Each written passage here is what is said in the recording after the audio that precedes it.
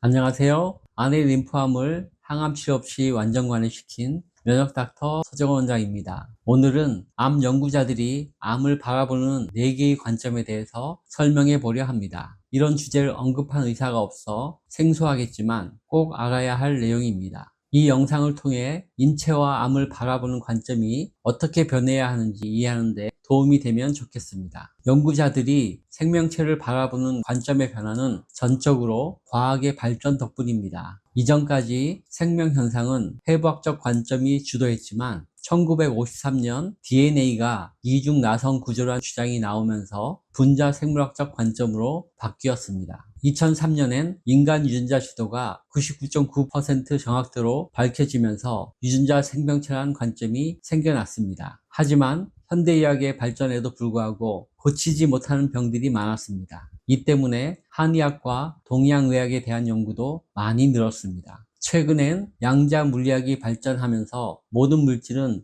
입자와 파동의 두 가지 성격을 함께 가지고 있다는 것도 알게 되었습니다. 이를 계기로 생명현상을 양자파동 관점에서 해석하고 연구하는 의료인들도 늘고 있습니다. 한의학회가 중요시하는 혈을 바라보는 인식도 이젠 새롭게 정의할 때가 되었습니다. 지금부터 생명현상을 바라보는 4가지 관점에 대해 좀 더 자세히 살펴보겠습니다. 첫 번째 관점인 해부학적 생명체는 우리 모두가 잘 아는 개념입니다. 의대생이 되기 전까지 주로 해부 생물학적 관점에서만 생명체를 이해했습니다. 인체를 해부하면 뇌, 심장과 폐, 위장과 같은 장기가 있고 이 장기들은 더 작은 세포들로 구성되기 때문에 해부학적 관점으로 이해하는 것은 당연합니다. 이 시기엔 수술의 발전과 약물의 발전도 모두 해부학적 관점에서 연구되었습니다. 그런데 수술과 약물로 치료되지 않는 질병이 의외로 많습니다.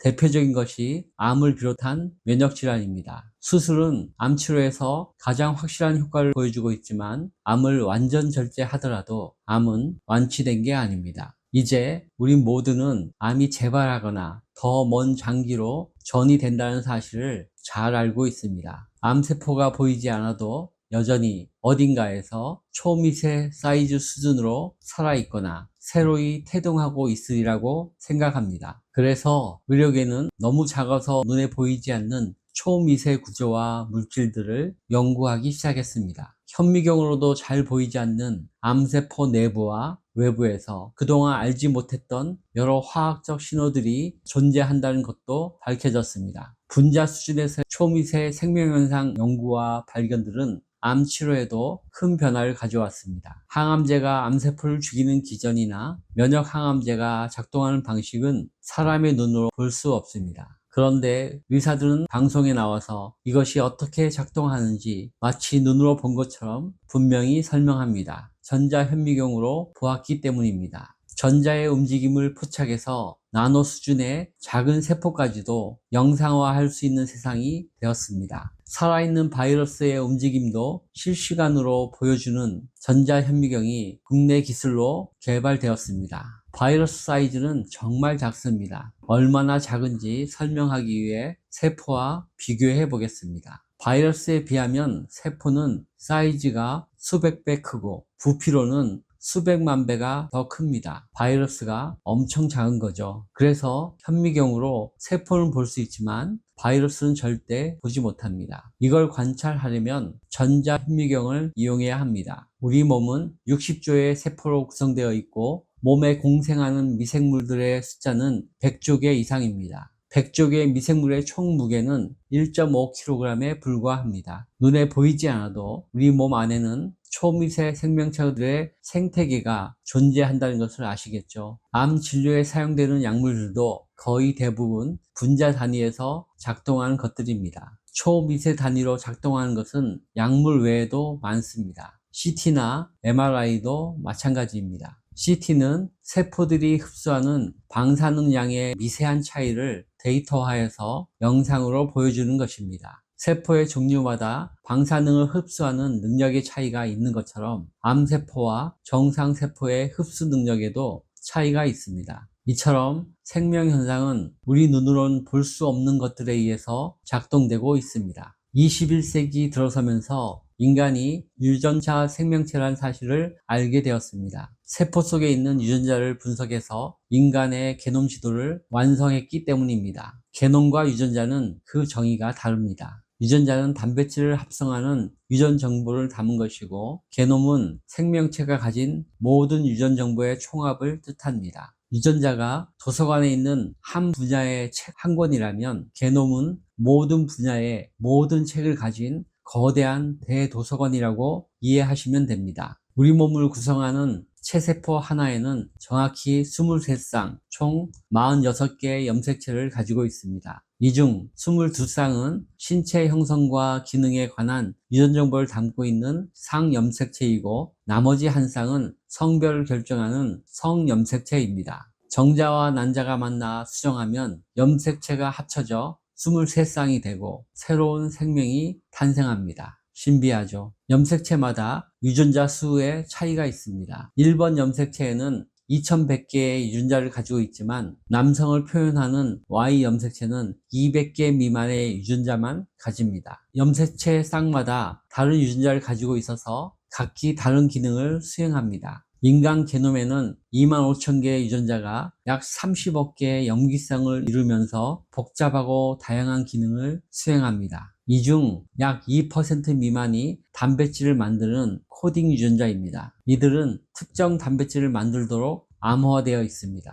유전자 코딩으로 만들어진 단백질들은 신체의 각 구조를 만들고 효소, 호르몬, 면역을 포함한 모든 생화학적 반응을 조절합니다. 나머지 98%의 유전자는 코딩 유전자가 언제, 어디서, 얼마나 발현될지를 정교하게 조절하는 스위치 역할을 합니다. 게놈은 유전정보 대도서관이지만 고정된 게 아닙니다. 늘 변이를 만들며 진화합니다. 살아 움직이는 도서관입니다. 사람마다 각기 다른 수백만 개의 변이가 존재합니다. 이 변이 덕분에 우리 각자는 유일무이한 존재가 될 수 있지만 치료는 어려워집니다. 변이는 특정 질병에 대한 민감도나 저항성과 관련이 있습니다. 같은 암이라도 변이에 따라서 공격성이 다르고 치료 방법도 달라야 합니다. 최근엔 암 조직 검사를 하면서 유전자 검사를 같이 하는 경우가 많아졌습니다. 항암 치료제도 개인 맞춤이 필요하다는 걸 알게 되었기 때문입니다. 하지만 개인 맞춤형 유전자 치료제 개발에 어려움이 많습니다. 환자마다 굉장히 많은 유전자 변이가 있기 때문입니다. 이걸 다 맞추는 건 불가능해서 핵심 유전자만을 치료하는 치료제를 개발하려 노력하고 있습니다. 하지만 이것도 매우 어렵고 비용도 천문학적으로 비쌉니다.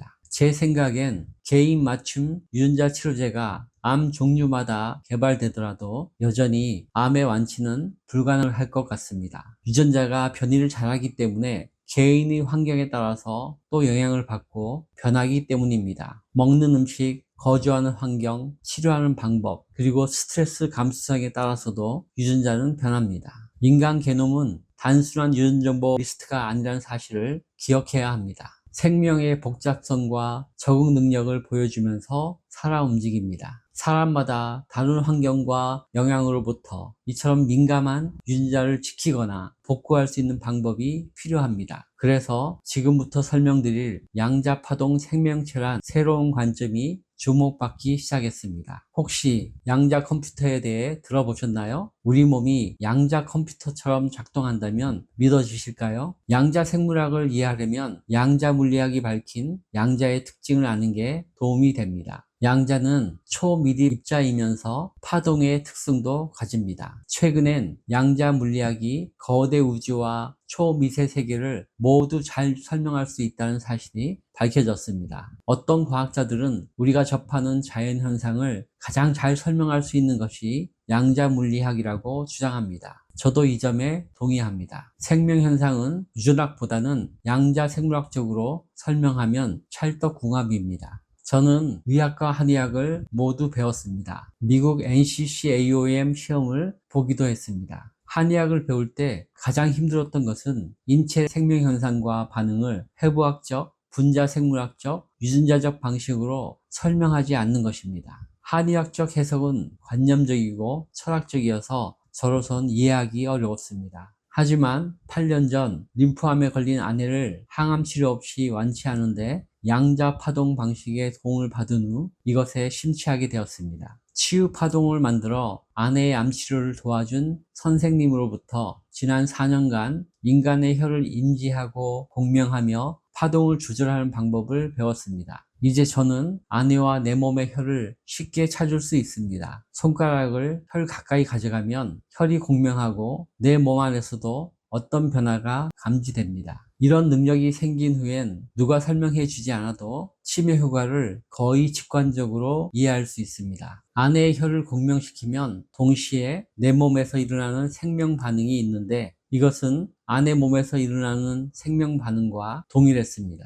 내가 분명히 느끼고 있는 것임에도 불구하고 이런 현상을 설명할 방법이 없었는데 양자생물학에서 그 답을 찾았습니다. 양자 물리학에 따르면 혈이 공명하는 건 환자 몸과 내 몸이 양자적으로 중첩 상태가 된 것입니다. 동시에 양자적 얽힘 현상도 함께 생겨나기 때문에 환자 몸에서 어떤 일이 일어나는지를 내 몸으로도 알 수 있습니다. 그래서 저는 혈이 큐비트이고 인간의 몸은 혈 큐비트를 가진 양자 컴퓨터라고 생각합니다. 한의학에서 배운 인간 몸의 혈은 365개지만 실제로 더 많은 혈들이 존재합니다. 5천여 개가 있다는 주장도 있습니다. 이 혈들은 마치 양자 컴퓨터의 큐비트처럼 작동합니다. 그리고 인간 몸에는 차크라라는 거대한 에너지 데이터 센터도 있습니다. 구글은 큐비트를 100개 이상 탑재한 윌로우란 양자 컴퓨터를 개발해서 슈퍼컴퓨터가 14년 걸리는 문제를 5분 만에 풀었다고 발표했습니다. 겨우 100개 넘는 큐비트로 이런 엄청난 연산을 하는 양자 컴퓨터를 보면 우리 몸이 얼마나 효율적으로 많은 정보와 에너지를 처리하는지 짐작이 갑니다. 양자 컴퓨터가 모래알처럼 많은 가능성의 확률 가운데서 가장 효율적인 해답을 찾아내듯이 우리 몸도 수많은 자극으로부터 최적의 반응을 찾아냅니다. 우리 몸을 양자 컴퓨터라는 개념에서 이해하면 질병의 정의도 그에 걸맞게 새롭게 내려야 합니다. 대부분의 만성 질병은 우리 몸이 에너지와 정보를 처리하는 과정에서 생긴 오류의 결과입니다. 암이란 질병은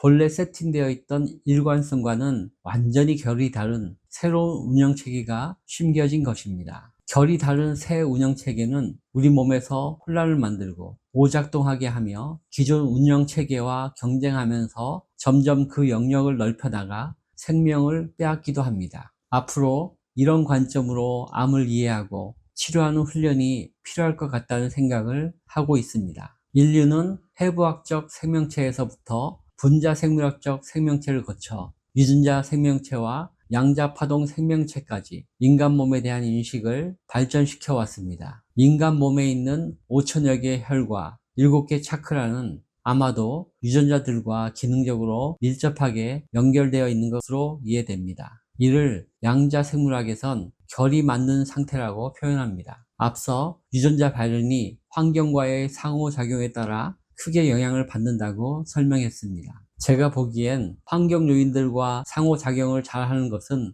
유전자보다는 혈이 월등한 것 같습니다. 유전자가 세팅한 결맞음대로 일정한 결맞음을 유지하는 것이 혈의 기능일 텐데 이 기능이 무력해지면 어떤 일이 일어날까요? 혈이 무력해지고 난 다음에야 유전자의 기능에 이상이 생기는 것이라고 저는 생각합니다. 만성병은 혈의 기능이 심하게 왜곡된 상태, 즉 결맞음이 훼손된 상태라고 봅니다. 항상성이 깨어진 것입니다. 암인 경우는 더 심각합니다. 암 줄기세포가 본래 유전자 결맞음과 다른 별도의 결맞은 생태계를 만든 것이니까요. 혈을 본래의 결맞은 상태로 되돌릴 수 있으면 제 아내의 경우처럼 표준 치료 없이도 암을 완치시킬 수 있을 것입니다. 그래서 저는 인체의 항상성을 깨뜨리고 결맞음을 훼손시키는 치료 방법들이 표준이 되어선 안 된다고 생각합니다. 영상을 시청해 주셔서 감사합니다. 도움이 되셨나요? 좋아요, 구독, 알림 설정도 부탁드립니다.